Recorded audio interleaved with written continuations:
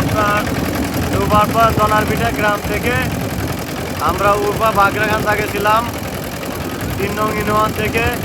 অনেক পানির অবস্থা খারাপ, আমাদের এদিকে কোনো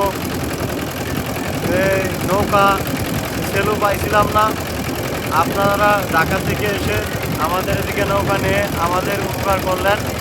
আমার একজন ছোটো বোন ছিল প্রেগনেন্ট, তাকে নিয়ে আসা হলো এই পানির মধ্যে। অনেক পরিশ্রম হয়েছে ভাই। আল্লাহ সকলকে হেফাজত করুক।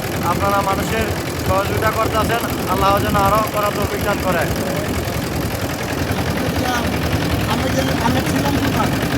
আমি ছিলাম জনারবিটা ডুবারপাড় গ্রাম থেকে নকলা।